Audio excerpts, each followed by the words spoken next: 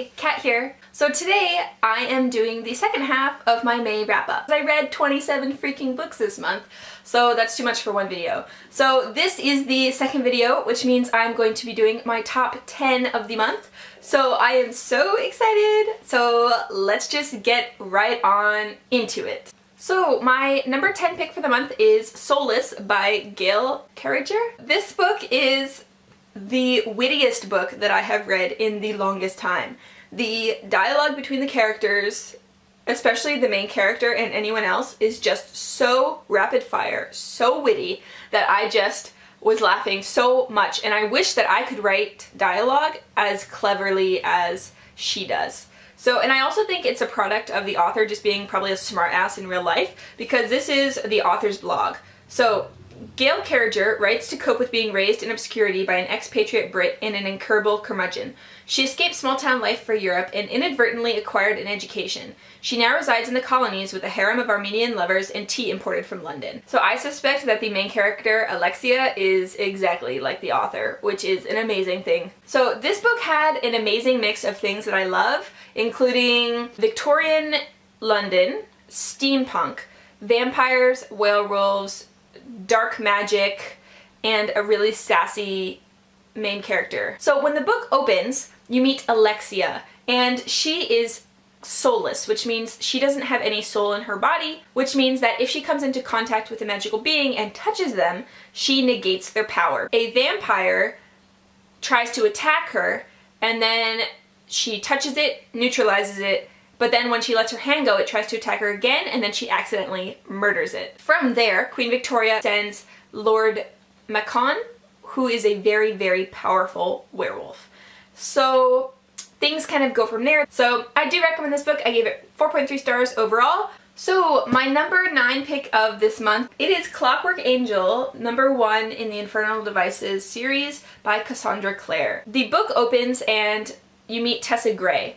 And she is an American, but she's recently come to London upon her brother's request. Things don't turn out as planned, and she's quickly dragged into the London underbelly, full of downworlders. Downworlders are magical beings such as warlocks and vampires, and the people who keep the downworlders in line are shadow hunters. Shadow hunters are half angels, and they're just pretty freaking awesome. Tessa is in some trouble, so she asked if she can stay with the shadow hunters, and they agree they will shelter her. It's just really intriguing, and I really loved a lot of the elements in it. I'm not saying that I didn't see a lot of the things coming, like I definitely did.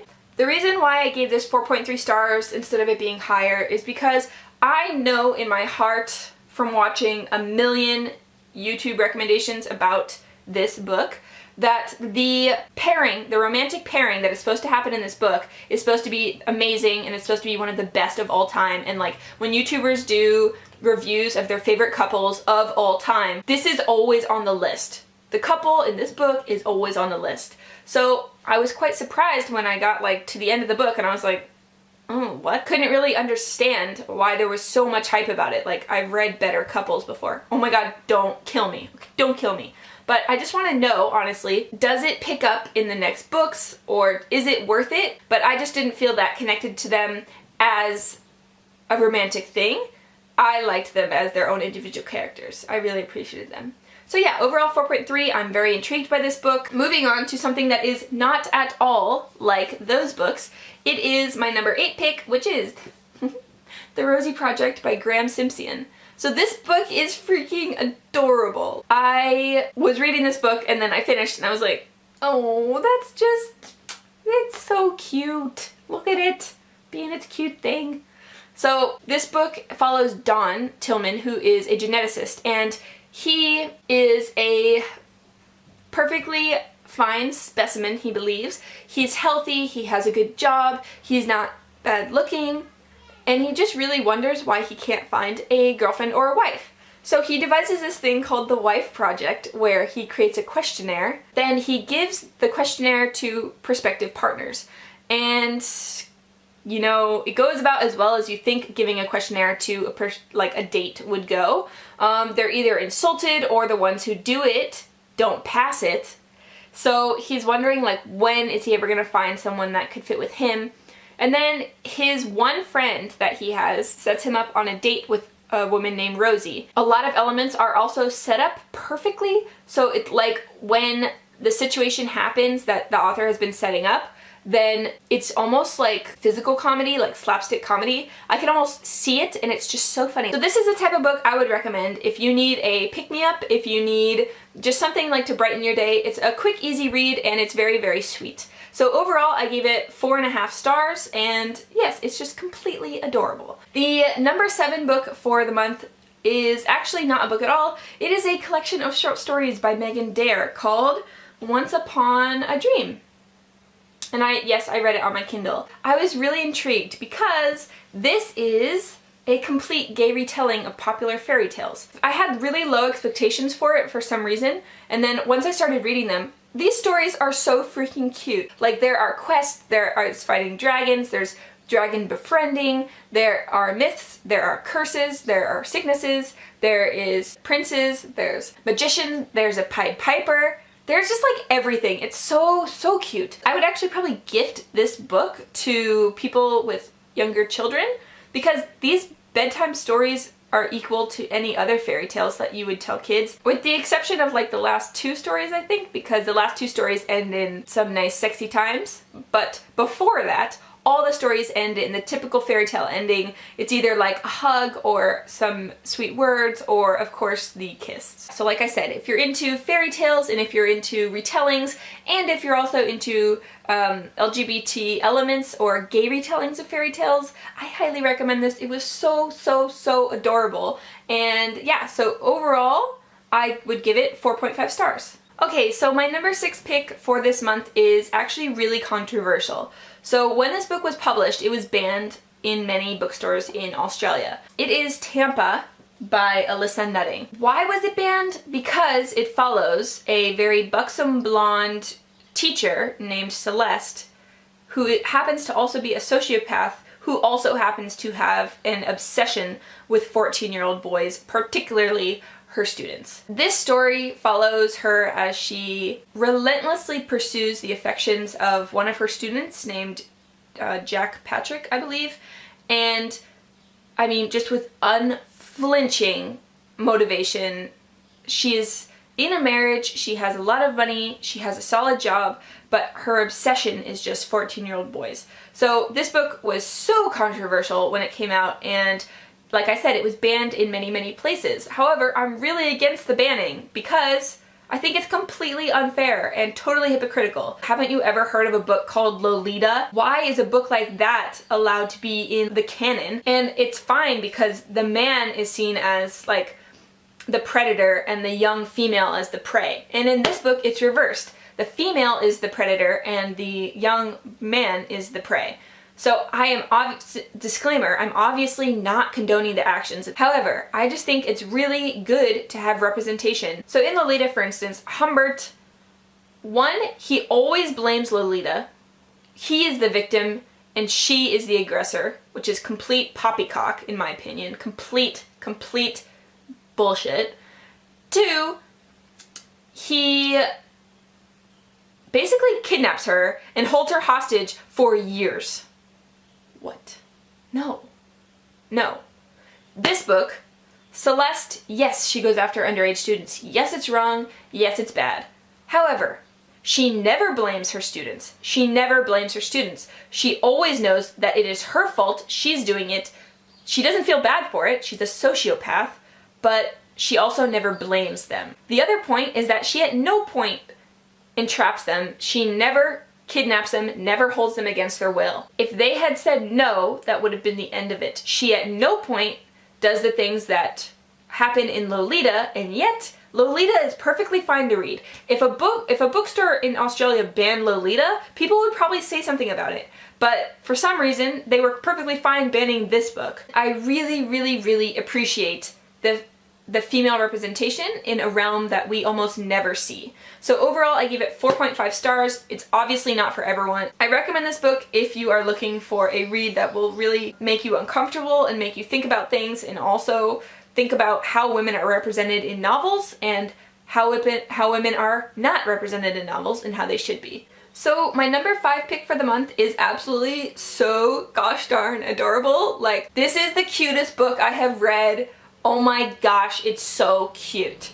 So yes, I'm just gonna say it. It's Simon versus the Homo Sapiens Agenda by Becky Albertalli. So the story follows Simon, who is a closeted boy in high school, and he is maintaining an email correspondence with another closeted boy in the same school that goes by the name of Blue. So one day he accidentally forgets to sign out of his email chat. So then another student finds his email login. He starts to blackmail Simon, trying to get him to set him up with a girl that Simon knows. Not only is that a problem for Simon, but it's also a problem for Blue, because Blue is implicated in it. This book is just an adorable look at what it is to like grow up in high school and to become yourself, be comfortable in yourself, and also how great friends and family can be.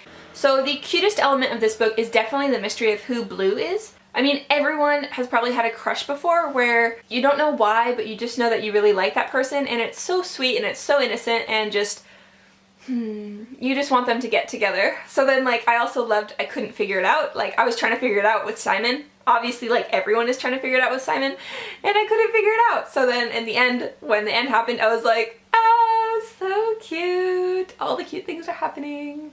Yeah, so this is so adorable. So if you're looking for a book that will just make you smile and make you have like a really good day, then I really recommend this book. 10 out of 10, adorable. Yeah, so overall 4.6 stars, adorable. Read it, read it, read it, read it, read it.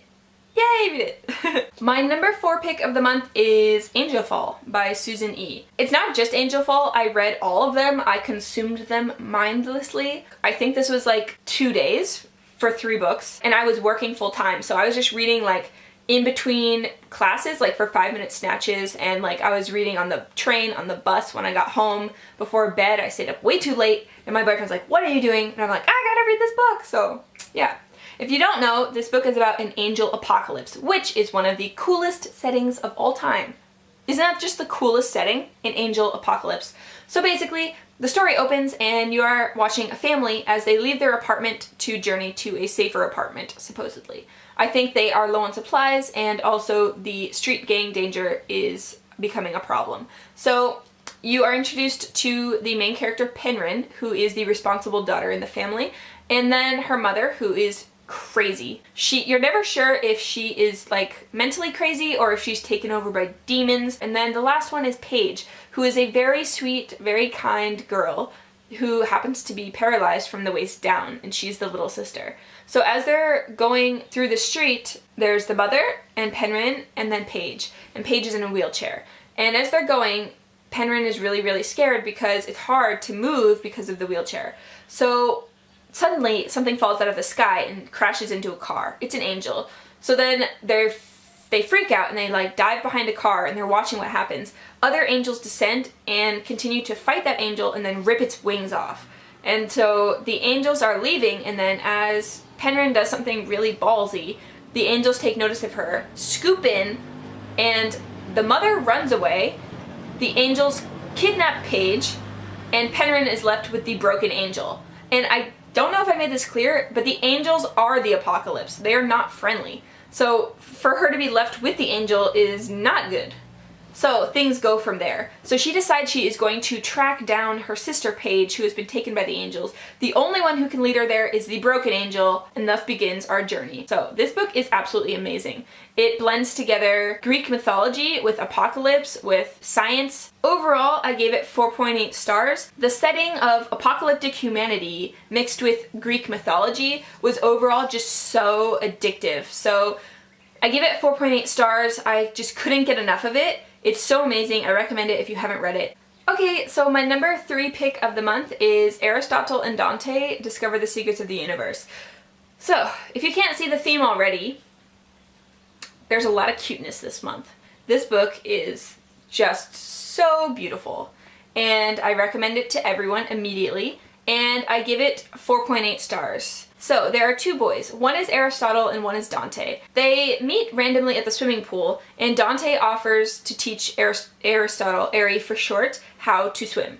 So from there, they become friends, and then from there, their story continues. The writing is amazing, and the way that it looks at families and how we interact with our families and what we hide from each other and what we reveal to each other is really important, and that the things that we hide are sometimes more damaging than the things that we say.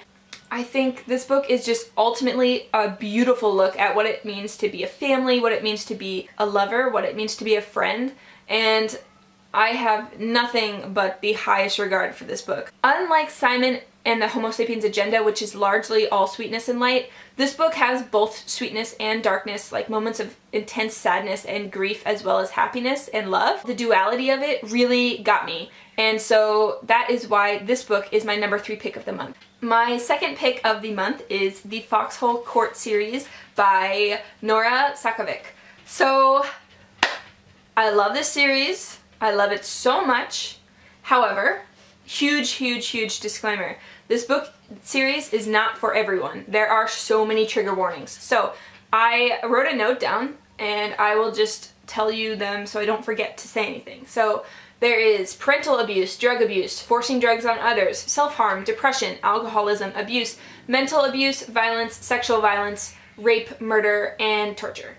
So one of the reasons why there are absolutely so many triggers in these series is because the team that the series follows is made up of second chance players. So for most part, every player has some sort of damaged past. So the main character of the story is Neil Jostin, and he is the newest member of the Foxhole Court team. The sport that is played in this book is a made-up sport, and it is Xe, which is kind of like a bastard of lacrosse. So Neil also happens to be a runaway, and he also happens to be the son of a famous criminal known as the Butcher. So he has just decided that he has nowhere left to run. His mother has just recently died, and he has nowhere else to go. So he will sign up with this team, and he will do the one thing that he loves, which is playing Xe, until his father finds him, hunts him down, and murders him. So it's kind of like a fatalistic way to, you know, join a team, but I mean, obviously it creates tension, and that's what's happening in this story. So my only critique of the series is that you do need a healthy serving of suspension of disbelief. You definitely do have to just roll with it a bit, but then like once the first book was over and then the second, third book, I didn't even like blink an eye. I was like, yeah, this would definitely happen and is totally believable, and I'm just eating it up. Like, it's so good. So there are so many amazing characters in this trilogy, and a lot of them are very flawed, so I'm just gonna go ahead and talk about some of my favorites. So there is obviously Neil, who is the runaway, and he has a horrific past, and he is also wanted by huge crime syndicates, which is obviously terrifying. And then there is Kevin, who is the damaged prince of Xe, who left the rival team, known as the Ravens, to join the Foxhole Court team. So there's huge international drama, but he is like the darling of Xe, kind of. And then there is Andrew, who is his psychotic, ultra-violent bodyguard. And then there is Dan, who is an ex-stripper, but she has a backbone of steel and is tough as nails, and she is the team captain. So there are just a bunch of other characters, but those are just my favorites, like off the top of my head. I basically sped read this series in 1.5 days. I did not stop. I just sat on the couch and I read as quickly as I could. I only stopped for food, and so this definitely just like got me. I don't know how it did, because I wasn't expecting to love it that much, because it is blurbed as a book about a sports team, and while it is, it's totally not, if you know what I'm saying. Like, so the relationships between the characters and the past that are haunting them is really the focus of the books. So I highly recommend it if you can get past the triggers. But I'm not going to sugarcoat things. There are some terrible things that happen in this book. Some terrible shit goes down. But the things that I love about the book far outweigh the bad. The number one reason why I loved the books is the exploration of sexuality. So in the book there is obviously heterosexuality, homosexuality, and also demisexual. So not only are those sexualities represented, but they are also done so well.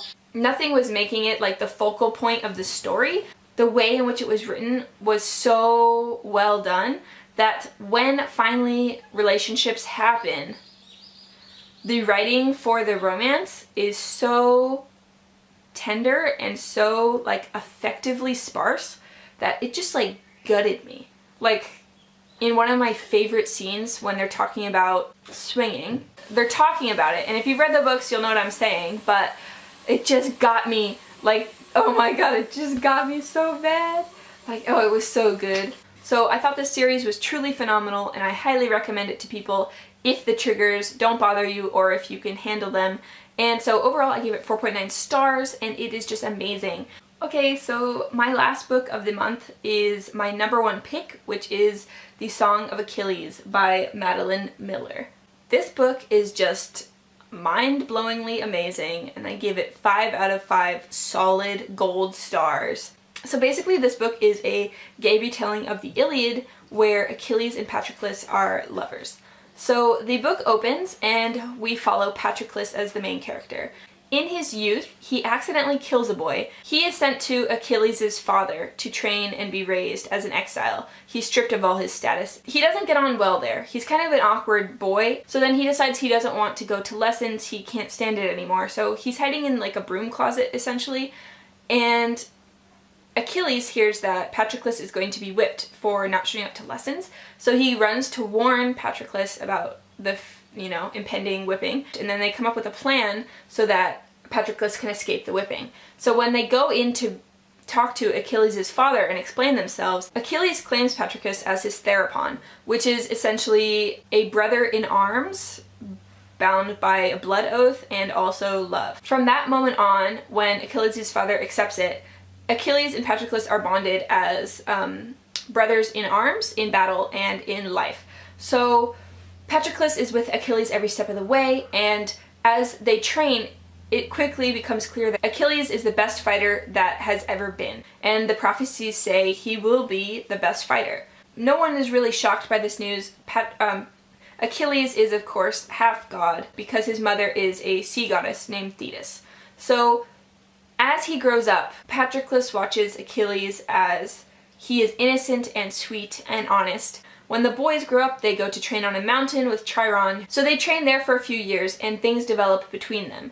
However, war is impending, obviously, as everyone knows. It's the Iliad. So war comes and they go to fulfill their destinies. This book is absolutely phenomenal. I was sobbing in the end, and it just got me so much in the feels. I just can't recommend it enough. I recommend this book for anyone who likes classic Greek mythology, anyone who likes gay retellings, and anyone who likes LGBTQ elements, and I can't highly recommend it enough. I give it 5 out of 5 stars. There's nothing about this book that I would fix or change. It is phenomenal. So that wraps up my May wrap-up. I read 27 books, so I'm just going to give myself a little pat on the back here. If you have any comments or questions, please let me know, and I would love to hear from you. So thanks so much for watching. I will talk to you later. Bye!